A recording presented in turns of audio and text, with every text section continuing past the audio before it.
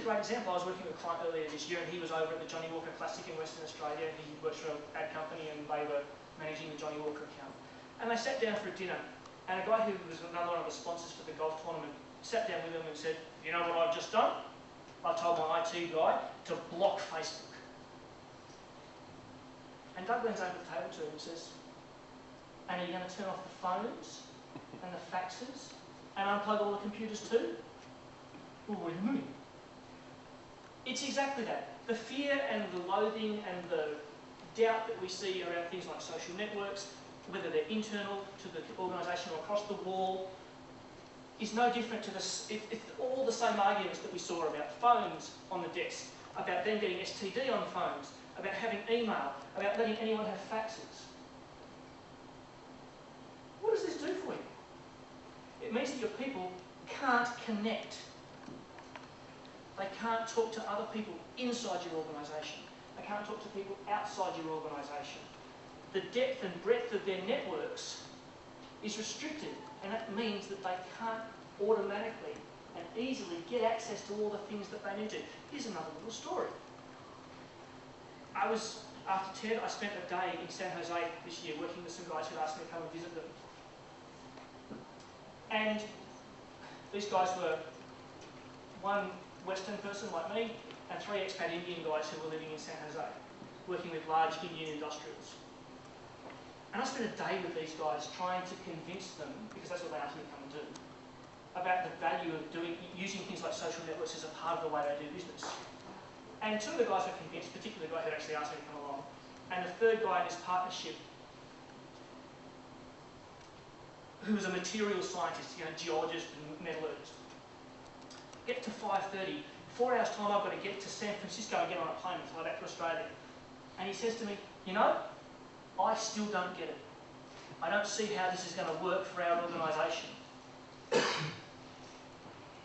of course I'm thinking, oh my God, I've got to get on a plane in 4 hours and I've got a 90-minute drive to get to San Francisco. I'm screwed. And then one of the other guys leans across to me and says, "Well, let's take a break. But let me tell you the story first. There's a guy here who lives in San Jose named Jeffrey Moore, and he wrote this book on innovation that we all really like. And we'd love to meet him, but we don't know anyone that knows him." I said, "Well, I don't know that I know anyone who knows him either. But you know what? I'm relatively well connected in a bunch of social networks. Why don't I ask?" So we went and had coffee. And the first thing I did before we went and had coffee was jump on Twitter and put out a message to the Alliance from Laurel, 4,500 people that listen to me on Twitter, and said, "Does anyone know Jeffrey Moore lives in San Jose? I've got some clients who would love to talk to him." We went and grabbed a coffee, just ran like the coffee room, and we came back. And I got 3 replies in Twitter. 1, here's Jeffrey Moore's phone number. 2, here's Jeffrey Moore's email address. 3, look, Jeffrey and I have lunch about once a month. Would you like me to set up a lunch for you? Well, obviously I wasn't going to stay there for lunch because I was flying to Australia. But those guys had lunch with Jeffrey Moore the next week. What I demonstrated to them, and the guy who was listening was like, "You know what? I get it. I understand. I see how this stuff can make our business better, as it can with your businesses." If you foster creativity in your organisations, you can do amazing things for your organisation. We've made a shift in the last 100 years from making things to knowing things. And our businesses, by and large, even in primary production, are about knowing things.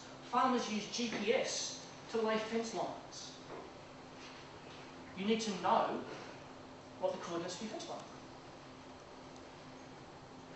We need creative ideas in our organisations to continue to improve. Encourage the mavericks.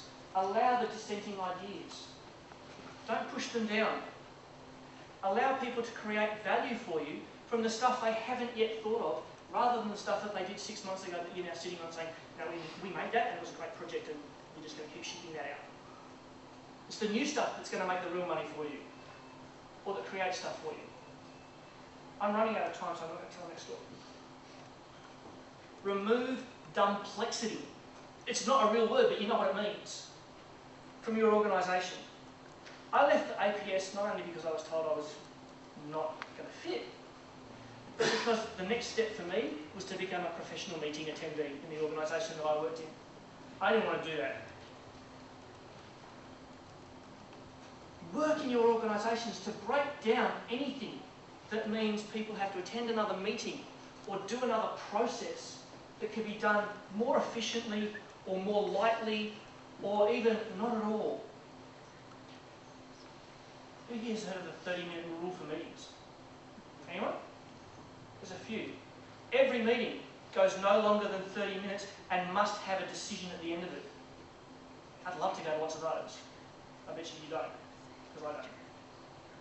Break down the walls. Break down the walls in your organisations between chunks of the organisation, between layers of the organisation. If you do, you will shift. Change the DNA and make the non-existence of walls in your organisation a feature. Promote leadership over management. What do I mean? Leadership's about a journey, about taking people with you somewhere. Management, it's about keeping ducks in a row and fitting to a budget. Management's incredibly important. But find your leaders, and they're not the people up here in the org chart, they're wherever. It doesn't matter. Because your people are your greatest asset. Don't ever forget that. Pacific Brands, as the example I used earlier, forgot that. And for those of you that are here who are members of the APS, or who work a lot with the APS, and I know a lot of recruiters in the room probably do, I'm sure you've heard the phrase, we work for Kevin 24/7. Employment Minister and Deputy Prime Minister Gillard said only a few months ago, you know, we're going to work them hard because we've got lots of hard stuff to do. And if they can't take it, they should go. I'm sorry, that's no way to run a business, including the public sector. So what do we do? I want you to imagine your organisations. If you just tried some of the things that I've suggested today, be innovative, break down the walls, allow a little bit of dissent. Use the dissent as a way to create new ideas, to innovate. Nothing's unfixable. We don't necessarily need to retrench. We can operate morally, and if we care about it enough, absolutely anything is possible.